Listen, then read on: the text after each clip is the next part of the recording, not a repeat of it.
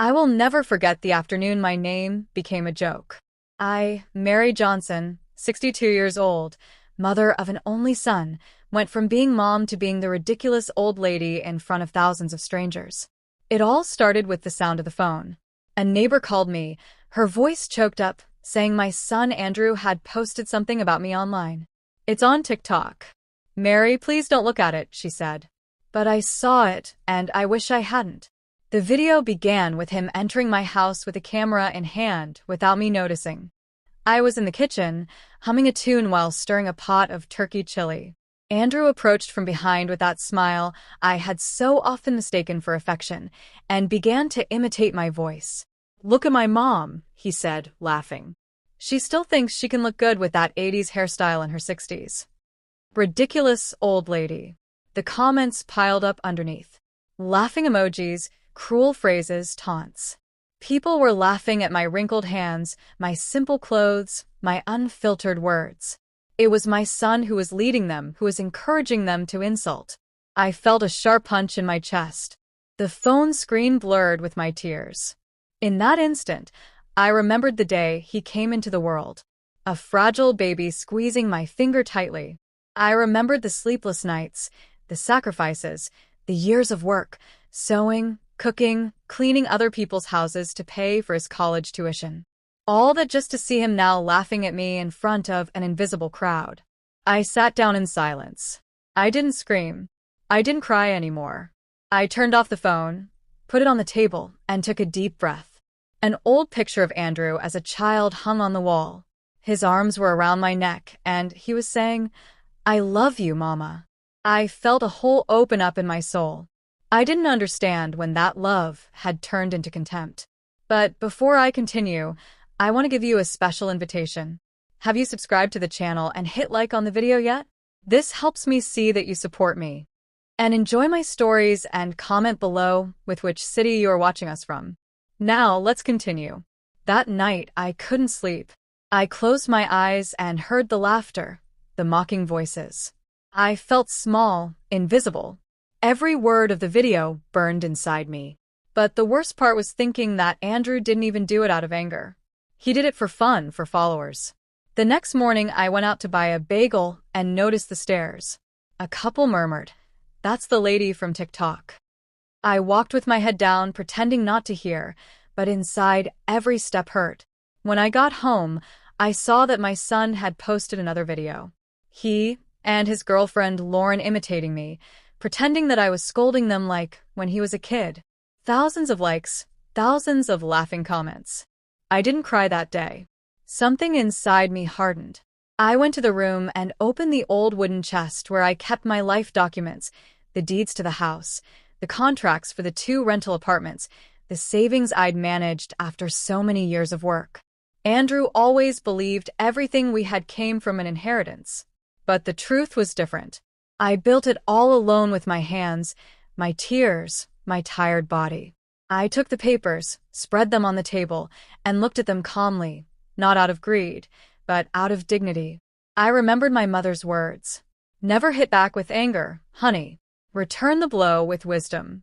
That night, looking at myself in the mirror, I swore I wouldn't allow anyone, not even my son, to make me feel less again. I didn't know how or when, but his mockery would come at a price, and it wouldn't be immediate or cruel. It would be fair. I turned on the lamp, opened a notebook, and wrote the first lines of a plan. Not for revenge, but for justice. That kind of justice that life owes to all mothers who break their backs for their children, only to discover one day that those children only learn to laugh at their effort. When I finished writing, I turned off the light and sat by the window. Outside, the moon illuminated the empty street. Somewhere, Andrew was still recording his videos, convinced that I knew nothing. But I did know.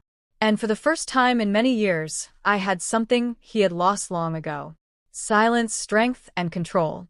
I slept peacefully that night, not because I felt vindicated, but because I was no longer afraid. The ridiculous old lady had woken up. The days that followed the video were a relentless punishment. Every time I went to the grocery store or walked toward the church, I felt people's eyes drilling into my back. Some avoided looking at me out of pity.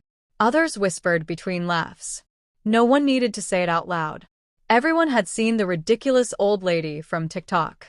The greatest pain wasn't the mockery itself, but the loneliness. No one dared to ask how I was, and Andrew didn't show up at the house. I heard from another neighbor that he had been invited to a local show in New York City to talk about his success on social media, and that he even boasted about how he turned everything into content. Even my mom, who was always a character, he said, laughing. The audience laughed with him. I, in front of the television, could only turn it off and stare at my reflection in the black screen. The nights were long. I slept little. Sometimes I opened my phone just to check if the video was still there with millions of views. Every comment was a dagger. The old lady is hilarious. How embarrassing for him. Poor guy having a mother like that. No one knew that this woman they were insulting had cleaned floors, ironed other people's clothes, and gone hungry so her son could have a life she could never dream of. I tried to understand what had happened to Andrew. I remembered the child who hugged me when he came home from school. The young man who told me that everything he did was to give me a better life. Where had that son of mine gone? At what moment did his gaze become cold, calculating, devoid of tenderness? One Sunday leaving Mass, Father Michael took my arm and said gently, "Mary, don't carry this cross alone. God knows a mother's heart can break and still keep beating." I smiled at him, but couldn't answer. Tears burned in my eyes. It wasn't faith I lacked. It was hope. That afternoon, returning home, I found a cardboard box at the door. Inside were my own photos, some torn, others scratched with marker. I recognized my son's handwriting on one of them. It read, "Update your style, Mom. It's not the 80s anymore." I sat on the floor, my hands trembling. For the first time in a long time, I felt rage. A pure, dry rage different from the pain. It was the rage of someone who finally sees the unadorned truth. I didn't cry anymore. I put the photos away carefully and went straight to the room where I kept the document chest. I opened it slowly. There were the deeds, the rental contracts, the papers for the business Andrew thought was his. Everything in my name, all the fruit of my effort. As I arranged them on the table, I understood that power is not in the money, but in the story behind every dollar, and I didn't owe mine to anyone. That night, the silence was different. It no longer hurt. It felt like a new coat. I walked to the hallway mirror and observed myself. The wrinkles that used to shame me now seemed like medals. Each one represented a sacrifice. A battle won. A sleepless night. Ridiculous old lady, I repeated softly. No, Mary, strong old lady. That was the first time I spoke to myself with pride. The days passed, and calm became my ally.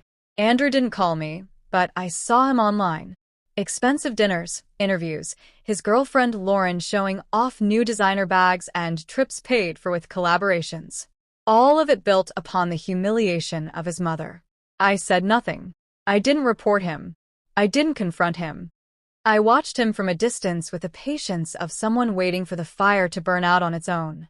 One morning, while watering the plants, a neighbor approached. It was Martha, a woman whose tongue was always quicker than her heart. "Oh, Mary," she said, feigning sympathy. "Don't take it so personally. Young people are like that now. You know, they'll do anything for fame." I smiled with a calm she didn't expect from me. "Yes, Martha," I replied. "But some things time collects on its own." She looked at me confused, not understanding. But I understood. That same afternoon, I went to the bank, withdrew a portion of my savings, and began to reorganize my accounts. The teller asked if I wished to keep my son as a beneficiary. I replied with a serene smile. No, not anymore. He chose his own path. I signed the papers without trembling. Every signature was a stitch in a wound. I slept better that night than ever before. Outside it was raining, and the sound of the water against the roof lulled me like an old song. In my dreams I saw Andrew as a child playing with a paper airplane. The plane flew high, but when it tried to come back to me, the wind pushed it far away. I woke up with a certainty. The time had come to let my son face the wind he himself had unleashed. I lit a candle next to the portrait of my late husband and whispered, "I promise I won't cause harm, but I also won't allow them to keep laughing at me. And as the flame danced in silence, I felt something being reborn inside me. Not the desire for revenge, but the strength of dignity. Andrew didn't know it yet, but his game was about to end. The afternoon sun was falling over my. I watched him from a distance with the patience of someone waiting for the fire to burn out on its own. One morning, while watering the plants, a neighbor approached. It was Martha, a woman whose tongue was always quicker than her heart. "Oh, Mary," she said, feigning sympathy. "Don't take it so personally. Young people are like that now. You know, they'll do anything for fame." I smiled with a calm she didn't expect from me. "Yes, Martha," I replied. "But some things time collects on its own." She looked at me confused, not understanding. But I understood. That same afternoon, I went to the bank, withdrew a portion of my savings, and began to reorganize my accounts. The teller asked if I wished to keep my son as a beneficiary. I replied with a serene smile. "No, not anymore. He chose his own path." I signed the papers without trembling. Every signature was a stitch in a wound. I slept better that night than ever before. Outside it was raining, and the sound of the water against the roof lulled me like an old song. In my dreams I saw Andrew as a child playing with a paper airplane. The plane flew high, but when it tried to come back to me, the wind pushed it far away. I woke up with a certainty. The time had come to let my son face the wind he himself had unleashed. I lit a candle next to the portrait of my late husband and whispered, "I promise I won't cause harm, but I also won't allow them to keep laughing at me." And as the flame danced in silence, I felt something being reborn inside me. Not the desire for revenge, but the strength of dignity. Andrew didn't know it yet, but his game was about to end. The afternoon sun was falling over my window when I heard the sound of an engine shutting off in front of my house. I peeked out, and there they were. Andrew with his arrogant smile and Lauren, his girlfriend, getting out of a new car. She wore a tight dress, dark sunglasses, and that air of superiority that had made my stomach turn from day one. He, on the other hand, arrived as if nothing had happened, as if he hadn't made his own mother a laughingstock to the world. They knocked on the door without waiting for an answer, and entered as if it was still their house. I was in the living room sewing an old curtain when Lauren approached and said with a fake smile, "Your little house is so cute, Mrs. Johnson. It has that vintage charm." Andrew let out a laugh. "Yeah, the charm of the 70s, he added, looking around. "But don't worry, honey. All this will change soon." I said nothing. I simply continued sewing, as if they were two strangers who had entered my house by mistake, but every word of theirs dug into me like a thorn. Andrew kept talking with that insolent tone he had learned online. "Lauren and I are thinking of moving here while the renovations on the apartment are finished. Besides, you're getting old, Mom. You could use some company." "Company?" I asked without looking at him. "Oh, you mean live-in help?" He shrugged and gave a short, dry laugh, the same one he used in his videos when he wanted to provoke. Lauren walked over to the shelf where the family photos were. She picked up one of Andrew as a child, hugging me, and looked at it mockingly. "Oh, how sweet. Although I have to admit, the haircut you gave him was a crime." Andrew laughed again. "Yeah, and the sweater she knitted for me, awful." That was the last straw. I put the needle on the table and stood up slowly. I looked at them with a serenity that disconcerted them. "Do you know what the saddest thing about all this is?" I asked them. "That you don't realize how pathetic it is to laugh at someone who loved you so much." Lauren raised an eyebrow and looked at me scornfully. "Oh, Mom, don't take it so seriously. It's just humor. Everyone does it now." No, Dea, irraplia. Not everyone humiliates the person who gave them life. Andrew scoffed as if my words were the buzz of a mosquito. "Mom, don't start with your drama. Stop playing the victim, will you? Everything you have thanks to me. I'm the one who puts myself out there. The one who generates income. The one who—" I interrupted him without raising my voice. "Thanks to you." I approached slowly, looked him in the eye, and said with a calm that made him take a step back. "I wash floors with these hands, Andrew. I sewed dresses until my fingers bled. I was both your mother and your father. You only inherited the fruit of my exhaustion. The silence became so heavy I could hear the clock ticking. Lauren took a step back, uncomfortable. But Andrew just shrugged. Mom, we're not in your time anymore. The world belongs to those who adapt. If you don't get it, it's not my fault. I didn't respond. I walked to the door and opened it wide. You're right, I told them. We're not in my time anymore. But there's something that never changes. Respect. And today in this house, you have lost it. Now get out. Andrew was furious. Are you kicking me out? Out of my own house. Your house, I replied coldly, is in my name? It always has been. His eyes widened in surprise. He hadn't known. Lauren looked at him sideways as if she had just realized something important. What do you mean in your name? Andrew asked confused. Exactly that, I said in a firm voice.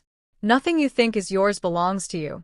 Not this house, not the apartments, not the accounts. Everything is in my name. Lauren turned to him annoyed. Didn't you tell me it was yours? That you had bought it? Shut up. Andrew yelled, red with rage. That was years ago. I didn't know that. I closed the door softly, cutting off their argument. Come back when you learn how to behave. I watched them leave through the window. Lauren walking fast, furious, and Andrew hitting the steering wheel of the car before driving away. For the first time, I didn't feel sadness. I felt power. Not the power of money, but the power of truth. That night, I opened the old chest where I kept all the documents. I spread them out on the table and looked at them calmly. Each piece of paper was a witness to my struggle. Each signature a trace of my sacrifice. You thought you could humiliate me, I whispered to the air. But you forgot something, son. The one who builds with love is not afraid of losing anything. I picked up the phone, called the lawyer, and asked for an appointment. I want to make some changes to my accounts, I told him. It's time to put everything in order. I hung up, turned off the light, and sat in front of the window. Outside, the moon lit up the empty streets. Inside me, a decision had already been made. Andrew would learn his lesson, not through yelling or hatred, but through emptiness. Because when a son loses respect, the only thing a mother can teach him is distance. And in that distance, Andrew would discover what it truly means to be alone. That night, after Andrew and Lauren's visit, I stayed awake, staring at the ceiling. The silence of the house was thick, almost unbearable.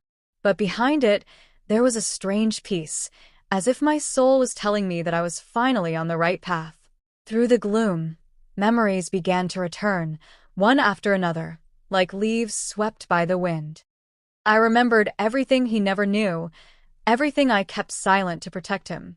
Andrew always believed he was born into a well-off home, that the house was an inheritance from his father, and that the apartments were a natural result of an organized life.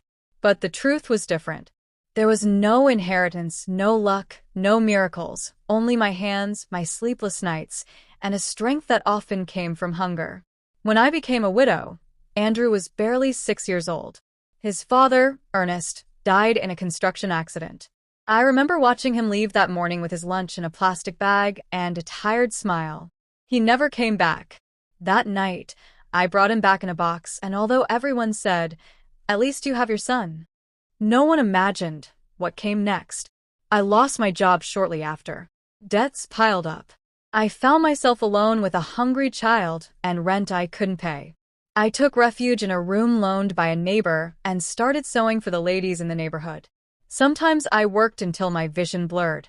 Other nights I ironed until my hands went numb, but I never complained. Andrew grew up seeing my hands full of Suarez and my eyes sunken from exhaustion. But I always smiled at him. I promised him his life would be different, that he would never know what it was like to go hungry or walk around in broken shoes. And I kept that promise, even though it cost me years of tears and sacrifices. Little by little, with what I saved, I bought a better sewing machine. And then I started selling my own dresses at the market. People liked my simple designs, and before I knew it, I had clients coming from other towns. I saved dollar by dollar until one day I managed to buy this land, the same one Andrew now thinks is his. There were no walls then, just a dream and a piece of dirt. I built the first room with my own hands, helped by a bricklayer who agreed to work in exchange for meals. We slept on the floor, on cardboard, but to me it was a palace. It was on that floor that Andrew took his first steps, where I promised myself I would never allow anyone to trample on us again. As I reminisced, I got up and opened the old photo album. The images were faded, but each one told a story. Andrew in his school uniform, the first dress I sold the day I opened my small shop. In all of them, my smile was the same, even though there was so much pain behind it. What hurt me the most was not his ingratitude, but knowing that I raised him so he wouldn't suffer. And in doing so, I made him weak. I gave him everything without demanding effort. I defended him even when he was wrong. And when he wanted to fly, I cleared the sky for him. Now he was repaying me by throwing me to the ground of public scorn. I closed the album and picked up my notebook. On the first page where I had written my plan, I added a phrase. The hardest lesson is not given with shouts, but with the loss of what was thought to be eternal. I knew what I had to do. It wasn't about money or direct revenge. It was time for Andrew to understand what it really costs to earn something. For him to feel the emptiness left by contempt, and above all, for him to understand that his fame had no value without roots, without love, without history. The next day, I went to see my lawyer, Mr. Peterson, an older man who had quietly accompanied me for many years. When I entered his office, he looked at me with respect, as if he already knew why I was there. "Mary," he said in a measured voice, "are you sure about what you're going to do?" I nodded more than ever. "I don't wish him ill, counselor, but I can't keep protecting him. I want the money he thinks is his to disappear from his hands. I want him to face the world without my shadow." The lawyer opened the documents and began to sign with me every transfer, every change of ownership. As I did so, I felt a burden lift from my shoulders. Every signature was a liberation. Leaving the office, the air felt lighter. I walked through downtown Los Angeles with a calm heart, as if I had just closed a chapter. I stopped in front of a window and looked at my reflection. My face had new wrinkles, but also a firmness I hadn't seen in years. In that moment, I understood something. I wasn't punishing my son. I was saving myself. Because loving is not allowing them to destroy you. Loving sometimes is setting boundaries and letting the other person fall to learn how to get back up. That night, as the wind blew through the curtains, I lit a candle in front of Ernest's photo. "I'm sorry, my love," I whispered. "I tried to raise our son with love, but I was wrong. I gave him so much that he forgot who I am, but no more." I blew out the candle and for the first time in years, slept without guilt. The next morning, I opened the windows and let the light in. Birds were singing outside, and I felt like life was returning something I had lost. Peace. But in my heart, I also knew something else. The storm was coming. Andrew still didn't know what awaited him. The middle of the day brought a thick heat, the kind that numbs the body but not the mind. I was sitting on the porch mending an old quilt that had belonged to my mother when I heard the screech of heels on the stone path. I looked up and saw her coming. Lauren, impeccable as always, with sunglasses and a handbag that probably cost more than I had earned in an entire month during my youth. "Mrs. Johnson," she said, feigning enthusiasm. "It's so good to see you." I smiled courteously, but my intuition tightened like a thread. No one comes to visit wearing so much perfume without hiding something. "Come in, honey," I replied calmly. "Sit down. It's hot outside." She entered with slow steps, looking at every corner like someone evaluating a place that doesn't belong to them, but they believe they deserve. She sat on the sofa, with exaggerated elegance, crossed her legs. "What a charming place," she murmured. "It has that vintage charm." It was the second time she had used that word with me. I simply smiled. "Yes, the charm left by time when you are not afraid of it," I replied. Her smile hardened for a second, but she immediately resumed her role. "You see, I came to talk to you about Andrew," she began. "He's very worried, Mrs. Johnson.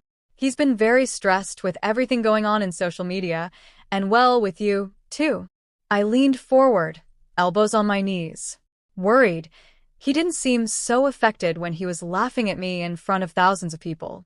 Lauren let out a soft chuckle as if trying to minimize it. Oh, don't take it so personally. They were just jokes. Andrew loves you truly, but you know how young people are. Sometimes they do things impulsively. I stared at her in silence. Her honeyed voice was starting to sound poisonous to me. And what is it you want, Lauren? I finally asked. She adjusted her hair and sighed. Look, Mom, I'll be honest.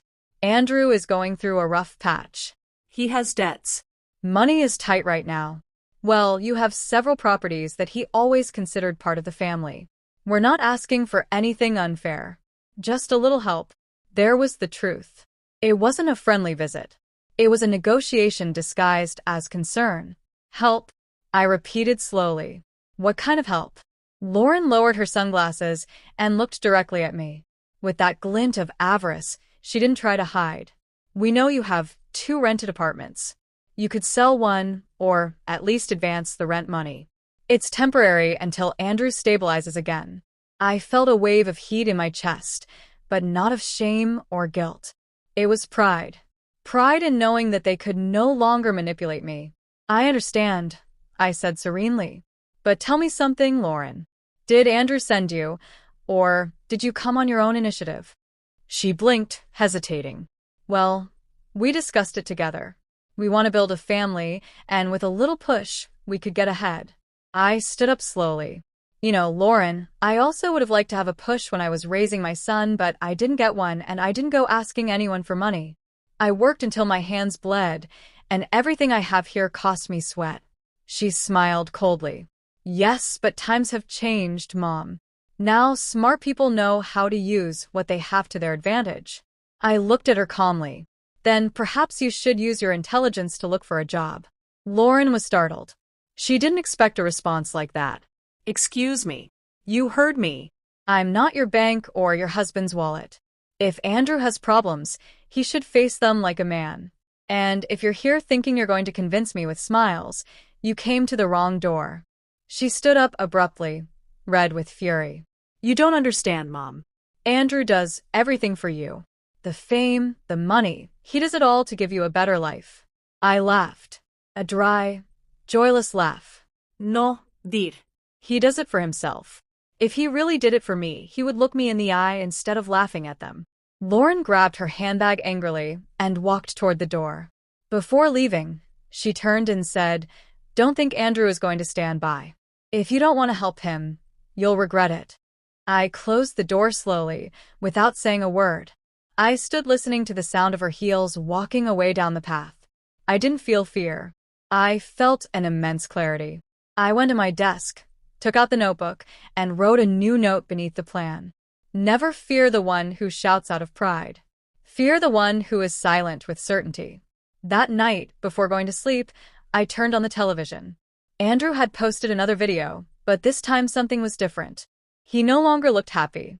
His gestures were forced, and the comments were full of criticism. It seemed the public had begun to turn its back on him. I smiled, not because I wished for his downfall, but because I understood that the universe had its own way of teaching lessons. I poured myself a cup of tea and looked out the window.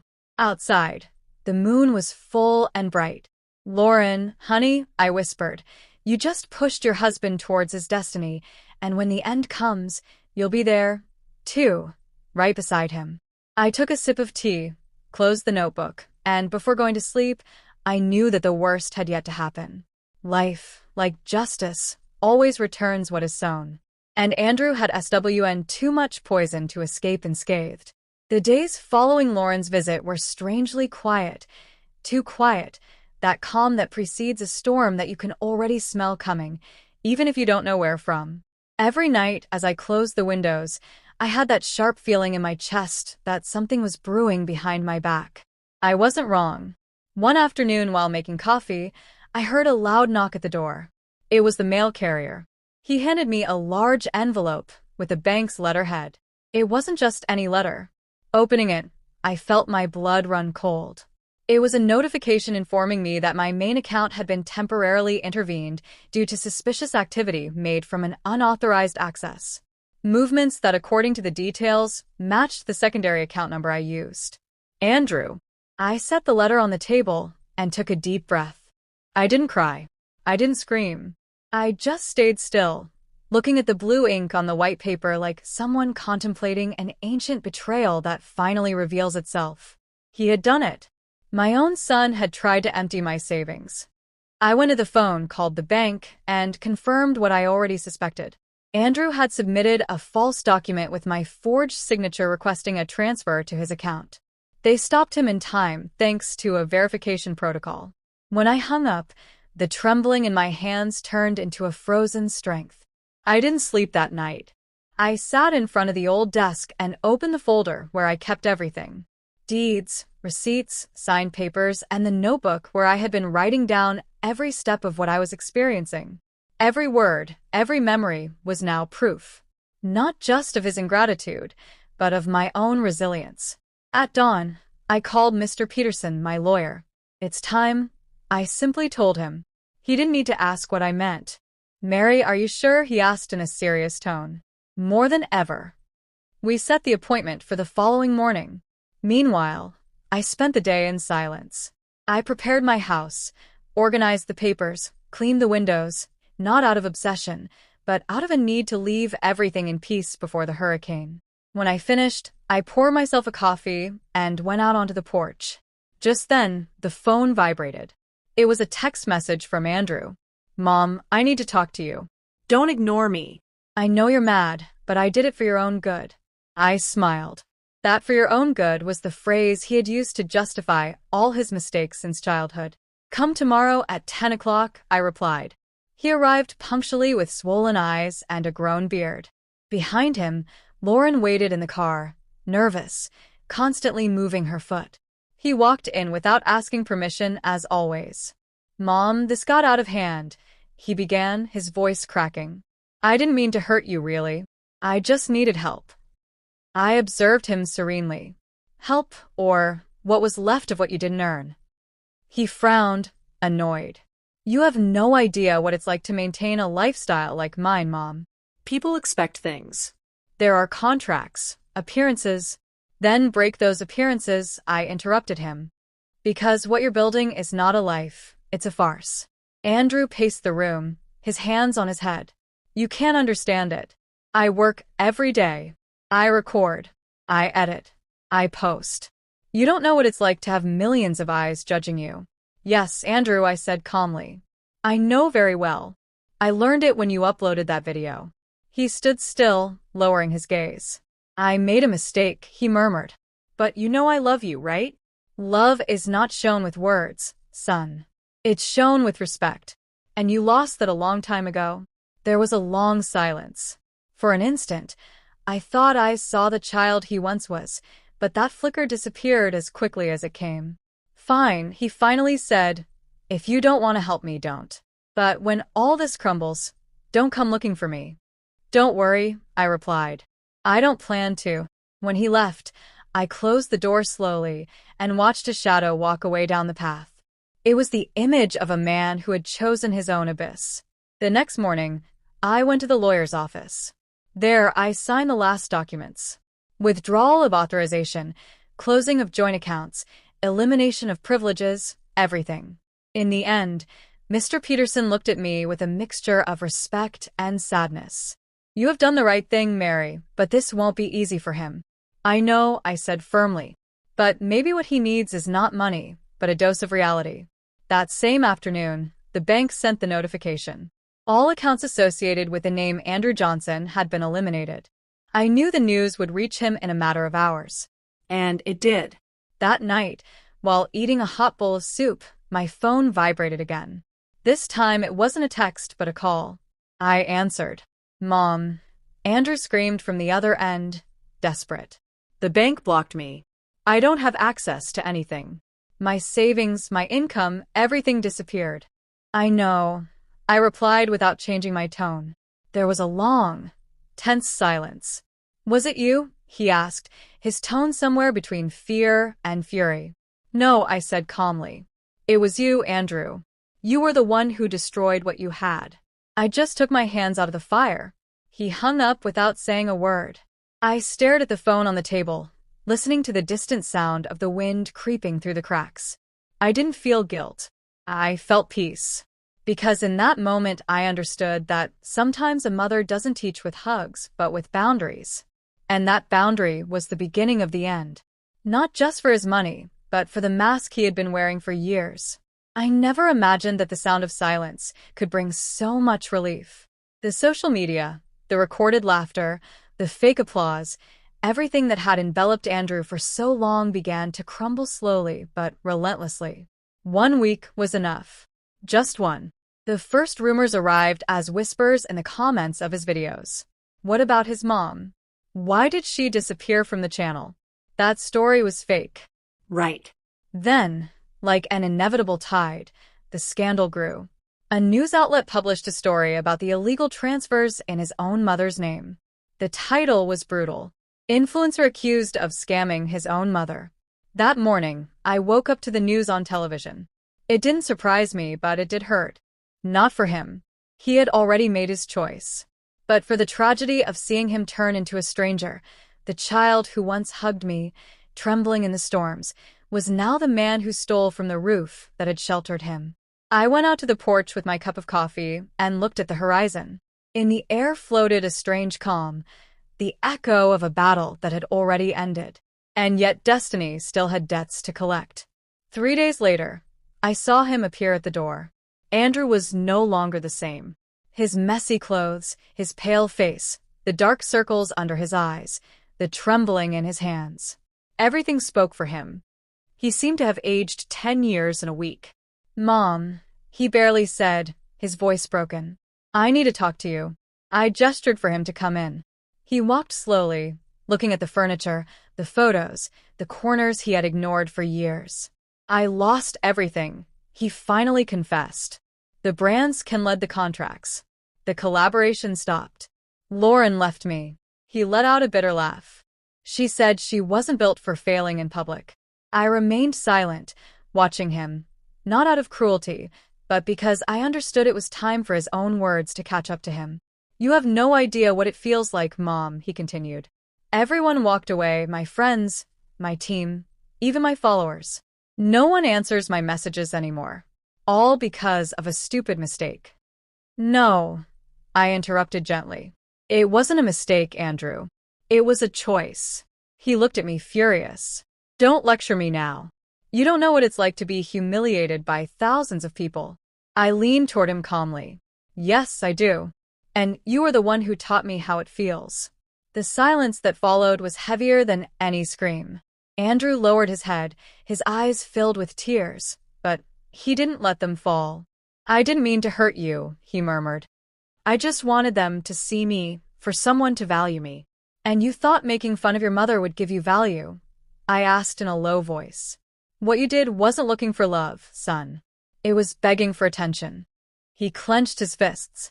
"Everything I did was for you, to give you a better life." "No," I repeated.